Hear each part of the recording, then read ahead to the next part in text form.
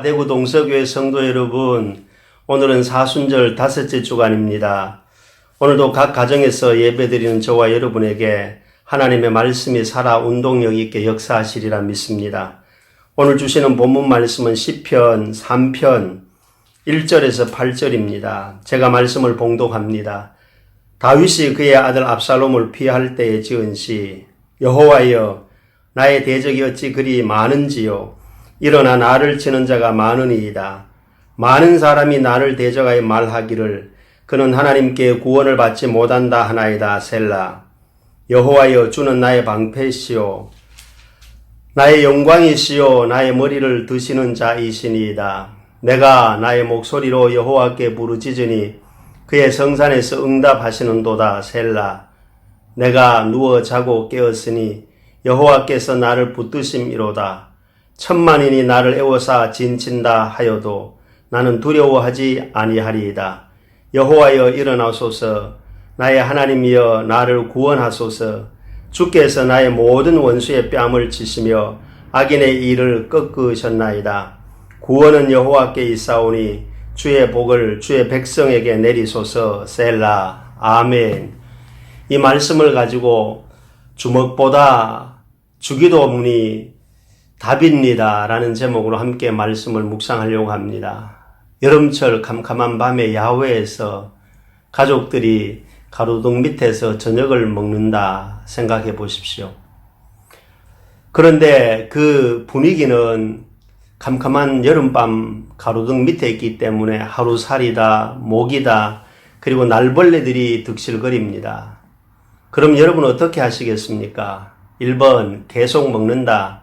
2번 가로등을 끄고 먹는다. 3번 해충 제거용 스프레이를 뿌린다. 4번 모기장 그물망 안에 들어가서 먹는다. 그렇습니다. 4번입니다. 해충이 방해를 하고 또 날벌레들이 몰려 들어오면 음식을 제대로 맛있게 먹을 수 없습니다. 방해 요소가 있을 때는 해충을 차단할 수 있는 모기장 같은 그물망 안에 들어가서 먹어야 가족들이 오손도손 화목하게 저녁을 맛있게 먹을 수가 있습니다. 우리가 인생을 살아가면서 방해 요소들이 있다는 겁니다. 내가 원하든 원하지 않든 우리 주변에는 방해 요소들이 늘 득실거릴 수 있다는 이야기입니다. 오늘 본문 말씀은 다윗 왕이 아들 압살롬에게 배신을 당합니다. 말이 되는 이야기입니까? 있을 수 없는 일이 다윗 왕에게도 일어난 겁니다. 이 압살롬은 다윗 왕의 세 번째 아들입니다. 그리고 성경은 말합니다. 이 다윗 왕의 세 번째 아들 압살롬은 잘생겼습니다. 그리고 미남이었습니다. 머리숱도 많고 머릿결도 좋았다라고 사무엘하 14장 25절 26절에 기록합니다. 이 다윗의 세 번째 아들 압살롬이 헤브론에서 아버지 다윗 왕에게 반역의 깃발을 듭니다. 백성들의 민심을 자기에게로 돌릴 만큼 그의 계획은 치밀했습니다. 어느 정도 치밀했는가 하면 아버지 다윗 왕의 오른팔과 같은 아히도벨까지 포섭해서 세력을 키울 정도로 이 아들 압살롬의 그 계획은 아주 치밀했습니다. 사무엘하 15장에 나타납니다. 그런데 왜 다윗은 이 힘이 있고 왕인데 얼마든지 명령을 하달하면서 아들 압살롬과 맞서서 싸울 수 있는데 싸우지 아니하고 피난길에 나섰을까요? 성경에 보면 다윗이 피난 갈 때 많은 백성들이 따라 나섰고 영적인 지도자인 레위 사람들과 제사장들도 하나님의 궤를 메고 쫓아왔습니다. 그러나 다윗 왕은 하나님의 궤를 예루살렘 성전으로 돌려보내고 제사장과 제사장들의 아들들은 예루살렘에 남아 있어야 한다고 돌려보냅니다. 이것은 하나님을 향한 다윗 왕의 믿음이었습니다. 그리고 내일을 준비하는 정치가의 노련함을 보여주는 다윗의 일생이었습니다. 다윗 왕은 피난길에서도 미래를 향한 소망의 끈을 놓지 않았다는 말입니다. 우리들도 코로나를 통하여 사회 전반적으로 마비되고 있는 것 같지만 희망의 끈을 놓지 말아야 합니다.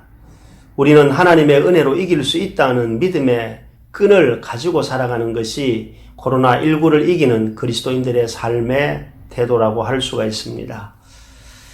최근에 제가 읽은 책 중에 내 마음의 생수 61잔이라는 글 가운데 한 내용입니다.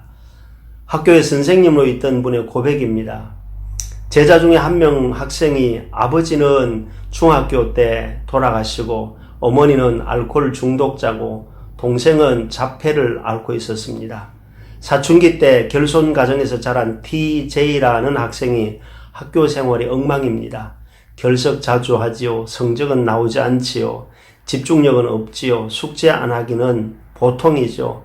그래서 그를 지켜보고 있던 선생님들이 이 TJ 학생이 졸업은 할 수 있을까 늘 걱정하는 그런 상황이었습니다. 어느 날 이 선생님이 탐구 수업 중에 학생들에게 종이 한 장을 나누어 주고 등 뒤에 붙이고 평상시에 친하게 지나지 않으했던 학생들에게 자기 자신의 장점, 자기 자신을 향한 좋은 점을 기록하라는 탐구 수업을 진행했습니다. 그날따라 TJ라는 학생도 그 종이 한 장을 받아들고 수업에 참여를 했습니다. 그리고 난 다음에 모든 학생들이 그 탐구 수업이 끝나고 난 다음에 글과 그림과 아주 좋은 문장력과 표현력을 가지고 자기 자신을 발표했지만 이 TJ 학생은 발표하지 아니하고 그날 수업이 끝났습니다. 그리고 그 다음 날이었습니다. TJ 학생이 선생님에게 와서 선생님 어제 발표했던 것 저도 발표하면 안 되겠습니까? 이미 버스가 지나간 뒤에 손을 드는 것과 같았습니다. 하지만 선생님은 그 TJ에게 탐구 수업한 내용을 발표하라고 했습니다. 그때 앞으로 나간 TJ 학생은 농민이라고 하는 잡지책 3권과 함께 3권을 줄로 연결한 그 도구를 들고 앞에 섰습니다. 그러면서 설명하기 시작합니다. 이 책은 농민 잡지책입니다. 이 말은 우리 집은 농업을 하고 살아가는 가정입니다. 농부의 아들입니다라는 걸 뜻하고요. 이 줄은 가족을 연결시켜주는 끈이다라고 설명했습니다. 그리고 마지막 제일 밑에 하얀 종이 밑에는 어제 탐구 수업을 하면서 낯선 친구들이 자기에게 이야기해준 자신의 장점을 기록한 것을 읽기 시작했습니다. 그 내용은 재미있는 학생이다, 친절하다, 멋진 머리 모양이다, 괜찮은 친구다, 남의 입장을 잘 생각해 준다라고 발표를 하고 들어갔습니다. 이 일이 있고 난 다음에 이 TJ 학생은 수업 태도가 좋아지기 시작했습니다. 또 수업에 집중하기 시작했습니다. 결국 이 TJ 학생은 모든 선생님들이 학교를 졸업하지 못할 줄로 중간에 끝날 줄 알았는데 결국은 졸업을 했고 12등으로 졸업을 했습니다. 이 TJ 학생의 변화된 모습을 보고 담임 선생님은 이렇게 한 문장을 남겼습니다. 나는 지금까지 강사 인생을 살았다. 강사로 살았지만 이 TJ를 통해서 나는 교사인 것을 깨달았다 하면서 자신이 강사 인생이 아니라 이제는 교사 인생으로 살아가게 되는 동기가 되었다고 고백을 했습니다. 그렇습니다. 우리도 인생을 살다 보면은 마치 TJ 학생과 같이 모자람이 있고 부족함이 있고 남들의 시선에는 마음에 들지 않을 수도 있습니다. 다윗 왕 역시 마찬가지였습니다. 미모는 뛰어났지만 또 머리도 좋았지만 아버지를 밀어내고 대신 왕의 자리에 오르겠다고 반란을 일으킨 아들 압살롬의 태도 앞에서 다윗이 취할 수 있는 것은 아무것도 없었습니다. 그냥 몸이 피난 가는 길밖에 없었습니다.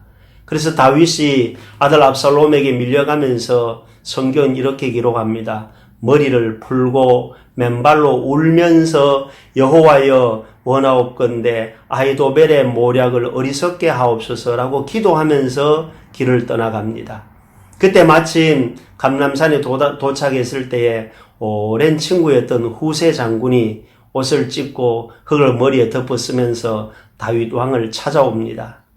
그때 이 다윗 왕은 후세 친구에게 말합니다. 너는 지금 여기 있을 것이 아니라 압살롬에게 가서 왕이여 내가 왕의 종입니다. 전에는 내가 왕의 아버지의 종이었더니 이제는 내가 왕의 종입니다. 라고 하면서 압살롬 수하에 들어가라고 합니다. 그 이유가 무엇입니까? 아버지 다윗이 일선에 맞짱 뜨면서 아들 압살롬과 싸우지 아니하고 오랜 친구였던 후세를 오히려 아버지의 뒤를 이어서 압살롬의 뒤에 신하로 있겠다고 들어가라고 그렇게 이야기를 해줍니다. 그 이유는 바로 다름이 아니고 아히도벨 장군의 모략, 나쁜 계획을 뒤집을 수 있다고 판단한 다윗 왕의 지혜였습니다. 다윗 왕은 이미 제사장의 아들들을 예루살렘의 정보통으로 남겨두었습니다. 그렇습니다. 다윗 왕은 아들의 반역으로 쫓겨가는 신세가 되었지만 지혜를 발휘하고 있었습니다. 그 결과 마침내 압살롬의 쿠데타는 실패로 돌아가고 다윗이 다시 왕위에 올라서 이스라엘 민족을 잘 다스리는 하나님의 선한 일꾼으로 쓰임을 받았습니다. 오늘 본문 말씀 가운데 보면 다윗이 피난길 가면서 아들 압살롬의 그 어처구니 없는 일들 앞에서 어떻게 고백합니까? 1절은 이렇게 이야기합니다. 여호와여 나의 대적이 많아 사람들이 하나님께 구원을 받지 못한다 기도합니다. 절망적이라는 말입니다. 절망 가운데서 있던 다윗은 3절과 4절에 보면 나의 목소리로 여호와께 부르짖으니 무슨 말입니까? 다윗은 피난길에 올랐지만 아들 압살롬의 반역길을 가고 있었지만 이 아버지 다윗은 사람들이 자기를 인정해주지 아니하고 도망가는 신세였지만 그는 절망 앞에서도 나의 목소리로 여호와께 부르짖는다고 기도하고 있습니다. 그리고 5절에 보면 누워 자고 깨었으니 여호와께서 하나님께서 나를 눕는 것도 깨는 것도 일어나는 것도 잠자리에 드는 것도 하나님의 손에 달려있다고 다윗은 범사에 고백하고 있습니다. 6절에 보면 만인이 나를 애워싸 진친다 하여도 나는 두려워하지 않겠다. 상황이 불리한 환경 가운데 있다 할지라도 다윗은 고백합니다. 뭐라고 고백합니까? 만민이 다윗을 애워싼다 할지라도 하나님께서는 결국 이 다윗을 지켜주시기 때문에 두려워하지 않겠다고 고백하고 있습니다. 다윗은 하나님께 이런 믿음의 고백을 하며 기도를 드리고 있습니다. 7절과 8절은 어떻습니까? 여호와여 일어나소서 나의 하나님이여 나를 구원하소서 주께서 나의 모든 원수의 뺨을 치시며 악인의 일을 꺾으셨나이다. 아멘. 무슨 말입니까? 구원은 여호와께 있사오니 주의 복을 주의 백성에게 내리소서라고 기도하고 있는 겁니다. 사랑하는 성도 여러분, 불신 세력이 너무 강한 것 같고 코로나19가 전 세계에 확대되어지는 것 같고 세계 경제 공황이 올지라도 교회가 예배 드리는데 상당한 제약을 받는 것 같지만 흔들리지 마시길 바랍니다. 우리는 이 상황만 볼 것이 아니라 이 상황을 허락하신 분도 하나님이시고 그것을 조정하시고 다스리는 분도 하나님이라는 사실을 기억해야 합니다. 우리가 좋을 때도 하나님이지만 좋지 않은 상황 앞에서도 하나님이 역시 간섭하고 우리의 삶을 24시간 다스리고 있다는 것을 우리는 인정하고 고백하고 기도해야 할 것입니다. 골로새서 2장 15절에 보면 통치자들과 권세들을 무력화하여 드러내어 구경거리로 삼으시고 십자가로 그들을 이기셨느니라 했습니다. 우리의 대적이 아무리 강하고 숫자가 많을지라도 이미 예수 십자가의 승리로 무력화되어 구경거리가 되었습니다. 이 싸움은 반드시 이기는 싸움이라는 말입니다. 우리는 지금 현재 사순절 기간을 보내면서 예수님이 십자가에 승리하셨음을 믿을 수 있기를 바랍니다. 승리하신 예수님의 이름으로 기도하며 두려워하지 말고 기도하며 나아가야 할 줄로 믿습니다.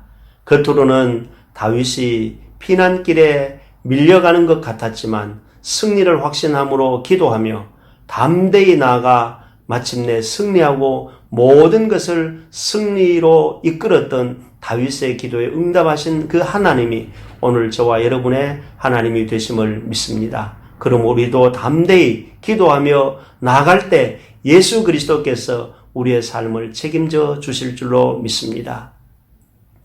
제가 읽은 책 가운데 나오는 이야기 한 토막을 하고 마치려고 합니다. 어떤 젊은 사람이 무조건 침묵해야 한다는 수도원에 입학을 했습니다. 그 수도원에는 말을 할 수 없습니다. 그러나 그 원장 입회하에 말을 할 수 있는 허락을 받으면 말을 할 수 있는 수도원이었습니다. 이 젊은 사람이 침묵 수도원에 들어가서 5년째 되는 날 원장이 이 젊은이에게 2마디 하라고 시간을 주었습니다.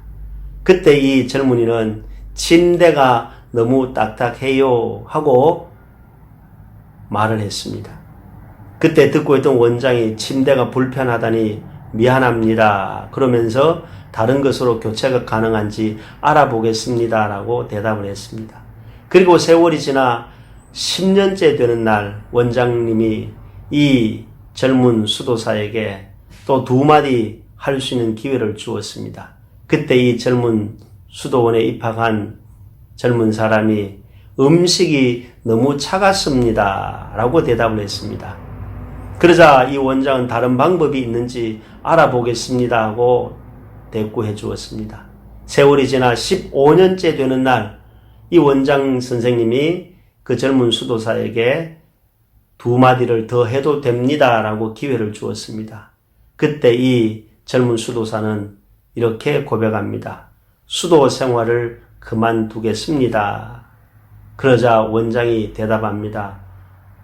아마도 그것이 최선인 것 같습니다. 당신은 이곳에 들어온 이후로 불평만 했지요. 라고 했던 글이었습니다. 사랑하는 성도 여러분, 우리는 어떻습니까? 교회를 다니고 있습니다. 경건에 이르기를 연습합니다. 사순절이라고 말합니다. 교회에서 아니면 가정에서 각자의 삶에서 하나님을 예배하고 그리스도인이라고 고백하면서 살아갑니다. 우리는 범사에 어떤 마음가짐으로 살아갑니까? 불평이나 하면서 허송세월 보낼 것인가? 아니면 밀려오는 파도처럼 부서지는 것 같지만 기도하면서 승리의 서핑을 즐겼던 다윗처럼 우리의 인생을 수용하면서 살아갈 것인가? 누구에게 달려 있습니까? 남에게 달려 있는 것이 아니라 나에게 달려 있습니다. 이번 사순절 5번째 주간을 보내면서 저와 여러분의 삶 속에 국가적으로 일어나고 있는 코로나19뿐만 아니라 그 외에도 저와 여러분의 삶 속에 일어나는 많은 일들 가운데 때로는 다윗처럼 피난길을 갈 때도 있습니다. 애매모호한 고난을 당할 수도 있습니다. 내가 뜻하지 않았던 상처와 아픔으로 밤을 지새우며 눈물로 하루하루를 보내야 할 때도 있습니다. 원치 않는 질병과 생각지 않았던 가정의 어려운 일들로 말미암아 마음에 힘이 들 때가 있습니다. 이럴 때 우리는 어떻게 해야 할 것입니까? 오늘 우리는 예수님은 기도하셨습니다. 다니엘도 피난길 가면서 기도하고 하나님의 지혜를 구했습니다. 그때 하나님께서는 눈동자같이 삶을 이끌어 주셨습니다. 오늘도 저와 여러분이 이 말씀을 듣고 어떤 상황 가운데 있다 할지라도 그 상황 앞에서 우리가 무릎을 꿇고 기도할 수 있다면, 기도하는 시간을 구별한다면 하나님께서 지혜를 주시고 저와 여러분에게 피할 길을 주실 뿐만 아니라 바꿀 수 있는 것은 바꿀 수 있는 용기를 주실 것이고 바꿀 수 없는 것은 받아들일 수 있는 평안을 주셔서 우리 주님이 친히 말씀하신 것처럼 세상이 줄 수 없는 참 평안이 저와 여러분 가운데 일어날 수 있는 간증의 주인공이 되시기를 예수님의 이름으로 축복합니다. 아멘. 기도하겠습니다. 어제나 오늘이나 영원토록 동일하신 하나님 아버지, 지금까지 지내온 것 주님의 크신 은혜입니다. 오늘도 어떤 상황 가운데 있다 할지라도 우리의 눈물을 기억하시고 우리의 아픈 상처를 기억하시고 우리의 부르짖는 기도 소리를 들으시며 때를 따라 돕는 은혜를 주시는 하나님의 능력을 믿습니다. 예수 그리스도의 그 사랑을 기억합니다. 성령님의 임재를 우리는 반드시 믿고 고백합니다. 이 시간 사랑하는 성도들이 어느 곳에 있든지 하나님께서 기도하며 피난길 가운데 있던 다윗이 하나님의 보좌 앞에 간구할 때 그의 길을 인도하신 것처럼 알파와 오메가 되신 하나님께서 우리의 일상을 분초마다 지켜주실 줄로 믿습니다. 세상 끝날까지 항상 우리와 함께 하시겠다 약속하신 예수님의 이름으로 감사하며 기도하옵나이다. 아멘.